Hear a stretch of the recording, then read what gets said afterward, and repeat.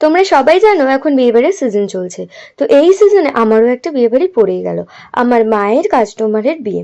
আমি খুবই হ্যাপি হয়ে গেলাম যে হ্যাঁ বিয়েবাড়ি পড়েছে। বিয়েবাড়ি যেতে কার না ভালো লাগে, আর নিজেদের বিয়েবাড়িতে তো সেরকম খাওয়া দাওয়া কিছু হয় না। তো উম, এমনি অন্য কারোর বিয়ে বাড়িতে গেলে তাও একটু ভালো লাগে, একটু সাজতে গুজতে বেশি টাইম পাই, খাওয়া দাওয়াও বেশ ভালো হয়, ছবি তোলা হয় ভালো করে। নিজেদের বিয়ে বাড়িতে তো এসব কিছুই হয় না, মজাটাই হয়। তো যাই হোক, হ্যালো বন্ধুরা, কেমন আছো তোমরা সবাই? আশা করছি ভালো আছো। আজকে আমি তো কোনো মেকআপ টিউটোরিয়াল শেয়ার করছি না, আজকে আমি বিয়েবাড়ি ব্লগ বানাচ্ছি। বিয়েবাড়িতে আমার মনে হয় এটা ফার্স্ট ব্লগ, কারণ বিয়েবাড়িতে ন্যাচারালি আমি ব্লগ বানাই না, যে কি ব্লগ বানাবো সেই কারণে আর বানাই না। বিয়েবাড়িতে মজা করতেই আমার বেশি ভালো লাগে। আর আমার বিয়েবাড়িতে কেন, আমার এমনি টাইমে যে কোনো টাইমে মজা করতেই আমার বেশি ভালো লাগে। তো দেখুন, দেখো আমার মুখে ফাউন্ডেশন লাগানো কমপ্লিট। এবার আমি মেকআপটা ব্লেন্ড করে নেবো। চলো, আমার মেকআপ ব্লেন্ড হয়ে গেছে। কিন্তু কোনো মেকআপ টিউটোরিয়াল শেয়ার করছি না, আমি এমনি নর্মালি এই হালকা মেকআপগুলো দেখিয়ে দিচ্ছি, মানে পুরো প্রসেসিং কিছুই দেখাবো না, নর্মালি দেখিয়ে দেবো। দেখো আমার আইব্রোজও হয়ে গেছে, এরপরে আমি আই মেকআপটা করে নেবো।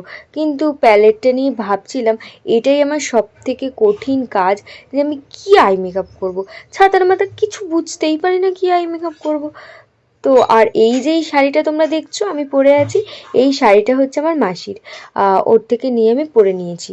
ওর নতুন শাড়ি, ও এখনো ভাঙেনি, আমি ভেঙে ফেলেছি। শাড়িটা পরে আমার খুব ভালো লাগছিল। তো তোমরা কি দেখছো? এই দেখো আমার আই মেকআপ কমপ্লিট হয়ে গেছে।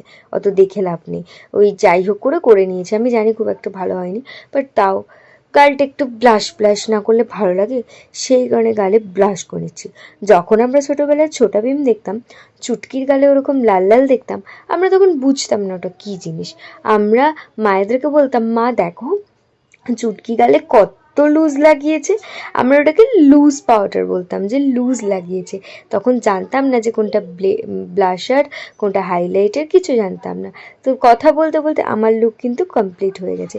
দেখুন আমার লুকটা আজকে ছিল খানিকটা এরকম।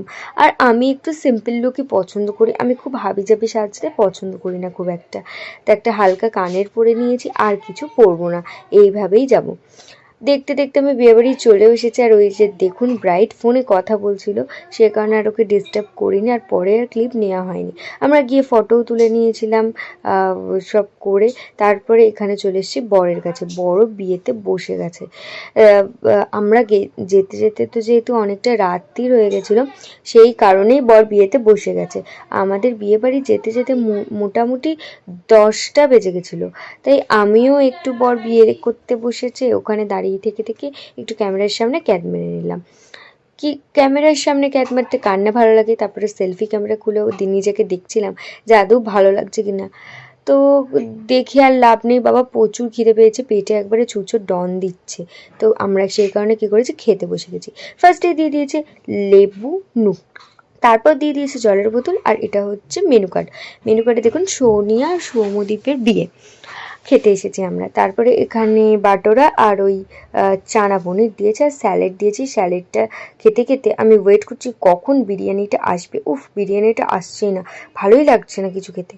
তারপরে এখানে দেখুন আবার ফিশ ফ্রাই দিয়ে দিয়েছিল। উফ, অ্যাট লাস্ট এত অপেক্ষার পরে মাটন বিরিয়ানি। উফ, মাটনটা দেখুন পুরো একবারে নরম থলথল করছে।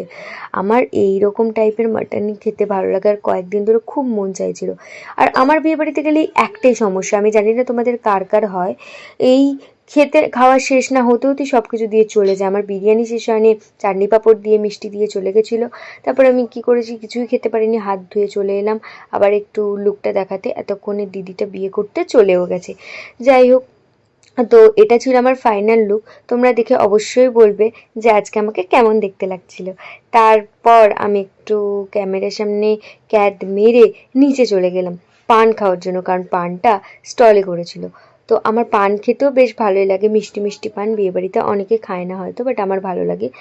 পান খেতে খেতে আমরা কি করলাম, বাড়ির দিকে আসছিলাম। রাত্রি হয়ে গেছিলো অনেকটা, সে কারণে রাস্তাঘাট অন্ধকার। আর আমার পাপার ইনভিটেশন ছিল না, ইনভিটেশন ছিল আমার মা, আমার আর আমার ভাই। তো দেখুন আমার ভাই সামনে হাঁটছে, রাস্তা পুরো ফাঁকা। আর আমি বাড়ি চলে এলাম। আজকের ভিডিওটা এই পর্যন্তই। ভালো লাগলে like, comment, share and subscribe my channel. দেখা হচ্ছে নেক্সট ভিডিও। টাটা। চ্যানেলটা সাবস্ক্রাইব করে রাখুন কিন্তু। দেখা হচ্ছে নেক্সট ভিডিওয়ে।